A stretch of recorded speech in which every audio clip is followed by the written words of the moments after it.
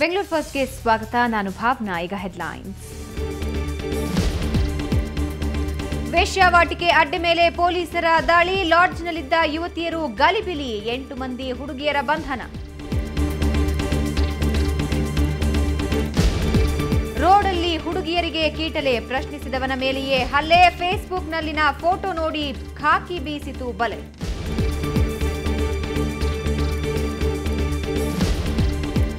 ದಾಖಲೆ ತಿದ್ದಿದ ಪ್ರಕರಣ. ಡಿಸಿ ಅಯ್ಯಪ್ಪ ಸೇರಿ 4 ನ್ಯಾಯಾಂಗ ಬಂಧನ. ಜಾಮೀನಿನ ಬಗ್ಗೆ ನಾಳೆ ತೀರ್ಮಾನ.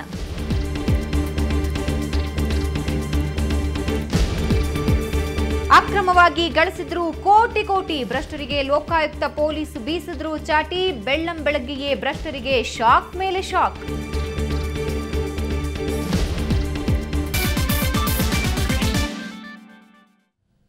ಸಿಲಿಕಾನ್ ಸಿಟಿಯಲ್ಲಿ ಎಗ್ಗಿಲ್ಲದೆ ವೇಶ್ಯಾವಾಟಿಕೆ ದಂಧೆ ನಡೀತಾ ಇದೆ. ಪೊಲೀಸರು ನಿರಂತರ ದಾಳಿ ಮಾಡಿದ್ರೂ ದಂಧೆ ಮಾತ್ರ ನಿಲ್ಲೋ ಹಾಗೆ ಕಾಣಲ್ಲ. ಕ್ರೈಂ ಬ್ರಾಂಚ್ ಪೊಲೀಸರು ಲಾಡ್ಜ್ ಒಂದರ ಮೇಲೆ ದಾಳಿ ಮಾಡಿ 8 ಜನ ಯುವತಿಯರನ್ನ ಬಂಧಿಸಿದ್ದಾರೆ.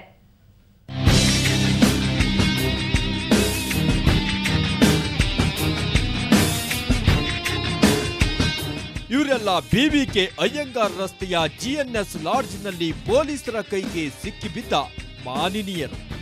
ಸುಮಾರು 8 ಮಂದಿ ಗುಜರಾತಿ ಮೂಲದ ಯುವತಿಯರು ಇಲ್ಲಿ ವೇಶ್ಯಾವಾಟಿಕೆಯಲ್ಲಿ ತೊಡಗಿದ್ರು.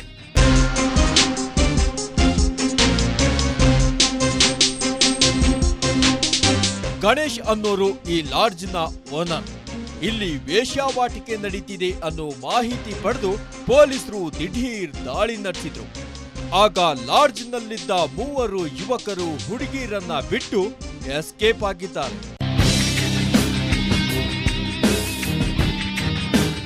ದೂರದ ಊರುಗಳಿಂದ ಹೊಟ್ಟೆಪಾಡಿಗಾಗಿ ಬಂದ ಈ ಯುವತಿಯರು ಸದ್ಯ ಜೈಲಲ್ಲಿದ್ದಾರೆ. ಕಾಟನ್ಪೇಟೆ ಪೊಲೀಸರು ಲಾಡ್ಜ್ ಮಾಲೀಕ ಗಣೇಶ್ ವಿರುದ್ಧ ಪ್ರಕರಣ ದಾಖಲಿಸಿಕೊಂಡು ತನಿಖೆ ಮುಂದುವರೆಸಿದ್ದಾರೆ. ಬೆಂಗಳೂರಿನಿಂದ ಕ್ಯಾಮರಾಮನ್ ರೇಣುಕಾ ಪ್ರಸಾದ್ ಜೊತೆ ಅಶ್ವಥ್ ಎಸ್ಎನ್, ಕ್ರೈಮ್ ಬ್ಯೂರೋ, ಸುವರ್ಣ ನ್ಯೂಸ್. ಫೇಸ್ಬುಕ್ನಿಂದ ಯಾರಿಗೆ ಎಷ್ಟು ಒಳ್ಳೇದಾಗಿದೆಯೋ ಗೊತ್ತಿಲ್ಲ. ಆದರೆ ಇವತ್ತಂತೂ ಹುಡುಗಿಯರಿಗೆ ಫ್ಲೈಯಿಂಗ್ ಕಿಸ್ ಕೊಡ್ತಾ ಇದ್ದವರಿಗೆ ಭಾರಿ ಕೆಟ್ಟದಾಗ್ಬಿಟ್ಟಿದೆ. ಬನ್ನಿ ಸ್ಟೋರಿ ಏನು ಅಂತ ನೋಡ್ಕೊಂಬರೋಣ. ಬುಲ್ಬುಲ್ ಮಾತಾಡಕ್ಕಿಲ್ವಾ?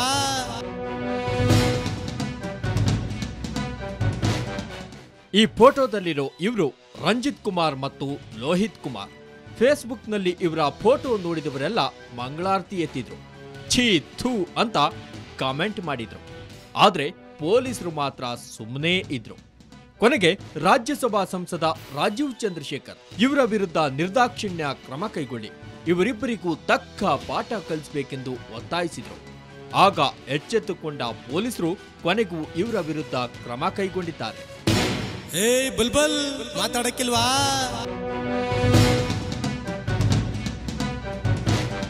ಇಷ್ಟಕ್ಕೂ ಆಗಿದ್ದು ಏನಂದ್ರೆ, ಕಳೆದ ಶನಿವಾರ ಸಂಜೆ 4 ಗಂಟೆಯಲ್ಲಿ ಕೋರಮಂಗಲ 3ನೇ ಬ್ಲಾಕ್ನಲ್ಲಿ ಬೈಕ್ ಮೇಲೆ ಹೋಗ್ತಿದ್ದ ಇವರಿಬ್ಬರು ರಸ್ತೆ ಬದಿ ಕಂಡ ಹುಡುಗಿರಿಗೆ ಪ್ಲೇಯಿಂಗ್ ಕಿಸ್ ಕೊಡ್ತಿದ್ರು.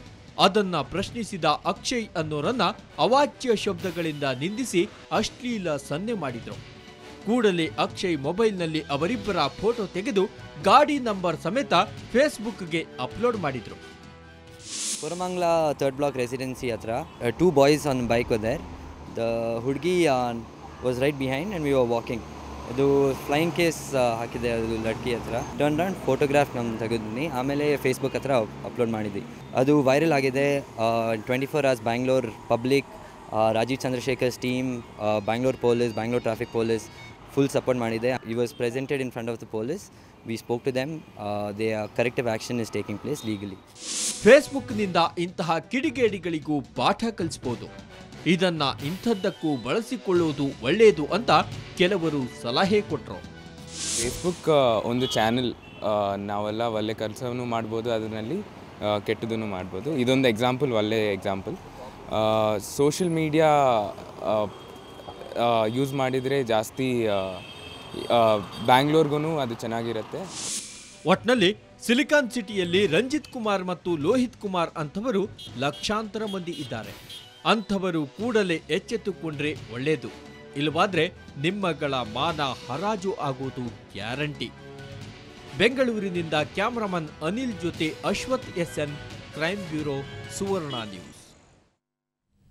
ಭೂ ದಾಖಲೆ ತಿದ್ದಿದ ಆರೋಪದಲ್ಲಿ ಡಿಸಿ ಅಯ್ಯಪ್ಪ ಸೇರಿದಂತೆ 4 ಆರೋಪಿಗಳು ಪರಪ್ಪನ ಅಗ್ರಹಾರ ಜೈಲು ಸೇರಿದ್ದಾರೆ. ಏನೋ ಮಾಡಲು ಹೋಗಿ ಈಗ ಪಶ್ಚಾತ್ತಾಪ ಪಡ್ತಾ ಇದ್ದಾರೆ.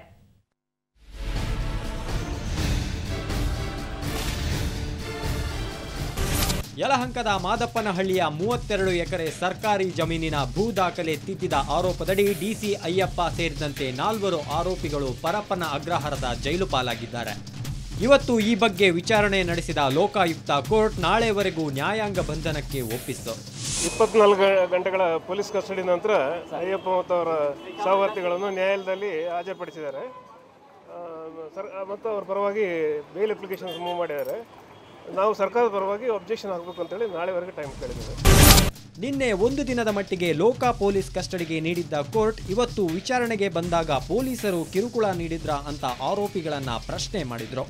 ಎಲ್ಲ ಆರೋಪಿಗಳು ಕಟಕಟೆಯಲ್ಲಿ ನಿಂತು ಇಲ್ಲ ಅಂದ್ರು. ಈಗಾಗಲೇ ನಾನು ರಾಜ್ಯ ಸರ್ಕಾರಕ್ಕೆ ಭೂಮಿಯನ್ನ ಹಿಂಪಡೆಯುವಂತೆ ಕೋರಿ ಪತ್ರ ಬರೆದಿದ್ದೇನೆ ಅಂತ ಡಿಸಿ ಪರ ವಕೀಲರು ಕೋರ್ಟ್ ಗಮನಕ್ಕೆ ತಂದ್ರು. ನಾವೆಲ್ಲ ತಪ್ಪೇ ಮಾಡಿಲ್ಲ, ಜಾಮೀನು ಮಂಜೂರು ಮಾಡಿ ಅಂತ ಮನವಿ ಮಾಡಿದ್ರು. ಲೋಕಾಯುಕ್ತ ಪರ ವಕೀಲರಿಗೆ ಆಕ್ಷೇಪಣೆ ಸಲ್ಲಿಸುವಂತೆ ಸೂಚನೆ ನೀಡಿ ನಾಳೆಯವರೆಗೂ ಆರೋಪಿಗಳನ್ನ ನ್ಯಾಯಾಂಗ ಬಂಧನಕ್ಕೆ ನೀಡಲಾಯಿತು. ಹೀಗಾಗಿ ಲೋಕಾಯುಕ್ತ ಪೊಲೀಸರು ಎಲ್ಲ ಆರೋಪಿಗಳನ್ನ ಪರಪ್ಪನ ಅಗ್ರಹಾರದ ಕಡೆ ಕರೆದುಕೊಂಡು ಹೋದ್ರು. ಸರ್ಕಾರದವರು ನಾವು ಅವರಿನ ಅರ್ಜಿಯಲ್ಲಿ ಜಾಮೀನಿನ ಮೇಲೆ ಬಿಡಬೇಕೆಂದು ಕೇಳಿದ್ದೇವೆ. ಅದಕ್ಕೆ ಸರ್ಕಾರದವರಿಂದ ತಕರಾರು ಇದ್ದರೆ ಅದನ್ನು ನಾಳೆ ದಿವಸ ಕೊಡಬೇಕು ಅಂತೇಳಿ ಹೇಳಿ ನಾಳೆ ದಿವಸ ಅವರ ತಕರಾರನ್ನು ಗಣನೆ ತೆಗೆದುಕೊಂಡು ಜಾಮೀನಿನ ಮೇಲೆ ಬಿಡುವುದರ ಬಗ್ಗೆ ನ್ಯಾಯಾಲಯ ಆರ್ಡರ್ ಮಾಡ್ತದೆ ಅಂತ ಹೇಳಿದೆ.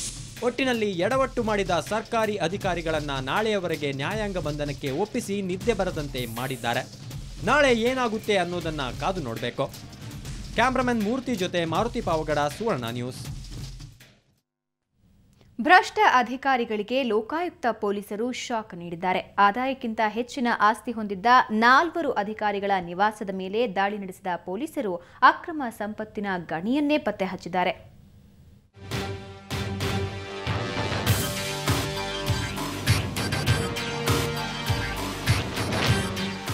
ನಿನ್ನೆಯಷ್ಟೇ IAS ಅಧಿಕಾರಿ MK ಅಯ್ಯಪ್ಪ ಸೇರಿ 4ರನ್ನ ಬಂಧಿಸಿ ಸಂಚಲನ ಸೃಷ್ಟಿಸಿದ್ದ ಲೋಕಾಯುಕ್ತ ಪೊಲೀಸರು ಇಂದು ಬೆಳ್ಳಂಬೆಳಗ್ಗೆ ಅಕ್ರಮ ಆಸ್ತಿ ಗಳಿಕೆ ಆರೋಪ ಹೊತ್ತ 4 ಅಧಿಕಾರಿಗಳಿಗೆ ಚಾಟಿ ಬೀಸಿದ್ರು.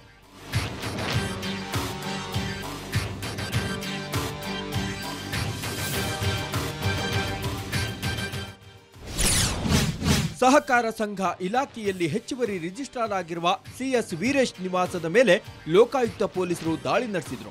ರಾಜರಾಜೇಶ್ವರಿ ನಗರದ ನಿವಾಸದ ಮೇಲೆ ದಾಳಿ ಮಾಡಿದ ಪೊಲೀಸರು 2,27,00,000 ಮೌಲ್ಯದ ಆಸ್ತಿಯನ್ನ ವಶಪಡಿಸಿಕೊಂಡಿದ್ದಾರೆ. ಲೋಕಾಯುಕ್ತ ಪೊಲೀಸರಿಗೆ ಶಾಕ್ ಕೊಟ್ಟ ವಿಷಯ ಅಂದ್ರೆ ಅದು ಡಿ ಗ್ರೂಪ್ ನೌಕರ ಕರಿಯಪ್ಪ ನಿವಾಸದ ಮೇಲೆ ನಡೆಸಿದ ದಾಳಿ.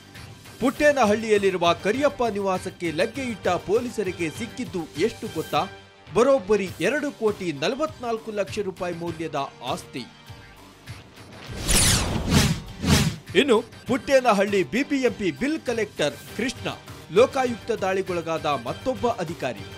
ಲೋಕಾಯುಕ್ತ ಪೊಲೀಸರು ನಡೆಸಿದ ಕಾರ್ಯಾಚರಣೆ ವೇಳೆ ಬರೋಬ್ಬರಿ 2,05,00,000 ಮೌಲ್ಯದ ಆಸ್ತಿ ವಶಪಡಿಸಿಕೊಳ್ಳಲಾಗಿದೆ. ಕಿದ್ವಾಯಿ ಆಸ್ಪತ್ರೆಯಲ್ಲಿ ಆಪರೇಷನ್ ತಂತ್ರಜ್ಞರಾಗಿರುವ ಅಂಕಪ್ಪ ಕೂಡ ಲೋಕಾಯುಕ್ತ ದಾಳಿಗೊಳಗಾಗಿದ್ದಾರೆ.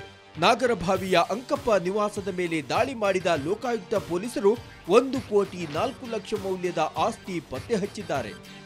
ಲೋಕಾಯುಕ್ತ ಪೊಲೀಸರ ಈ ಕಾರ್ಯಾಚರಣೆ ಭ್ರಷ್ಟ ಅಧಿಕಾರಿಗಳಿಗೆ ನಡುಕ ಹುಟ್ಟಿಸಿದ್ದಂತೂ ಸತ್ಯ. ಬೆಂಗಳೂರಿನಿಂದ ವೆಂಕಟ್ ಮತ್ತು ರವಿಕುಮಾರ್, ಸುವರ್ಣ ನ್ಯೂಸ್. ದೇವರ ಮೇಲಿನ ಒಡವೆ ನಾಪತ್ತೆ ಪ್ರಕರಣ ಸಂಬಂಧ ಸೋಸಲೆ ಮಠದ ಸ್ವಾಮೀಜಿಯನ್ನ ಪೊಲೀಸ್ ಅಧಿಕಾರಿಗಳು ಇವತ್ತು ವಿಚಾರಣೆ ನಡೆಸಿದರು. ಬಸವನಗುಡಿಯಲ್ಲಿರೋ ಸೋಸಲೆ ಮಠದ ಪ್ರಕರಣ ಸಂಬಂಧ ವಿದ್ಯಾ ಮನೋಹರ ಸ್ವಾಮೀಜಿಯನ್ನ ಹಿರಿಯ ಪೊಲೀಸ್ ಅಧಿಕಾರಿಗಳು ವಿಚಾರಣೆ ನಡೆಸಿದರು. ದೇವರ ಮೇಲಿನ ಚಿನ್ನಾಭರಣ ಒಡವೆ ಕಳವು ಮಾಡಲಾಗಿದೆ ಅಂತ ವಿದ್ಯಾ ಮನೋಹರ ಸ್ವಾಮೀಜಿ ವಿರುದ್ಧ ಫೆಬ್ರವರಿ 21ರಂದು ದೂರು ದಾಖಲಾಗಿತ್ತು. ನಿನ್ನೆ ರಾತ್ರಿ ಬಸವನಗುಡಿಯಲ್ಲಿರೋ ಮಠಕ್ಕೆ ಬಂದಿದ್ದ ಸ್ವಾಮೀಜಿಯನ್ನ ಇವತ್ತು ವಿಚಾರಣೆ ನಡೆಸಿ ಮಹತ್ವದ ಮಾಹಿತಿಯನ್ನ ಕಲೆ ಹಾಕಿದರು.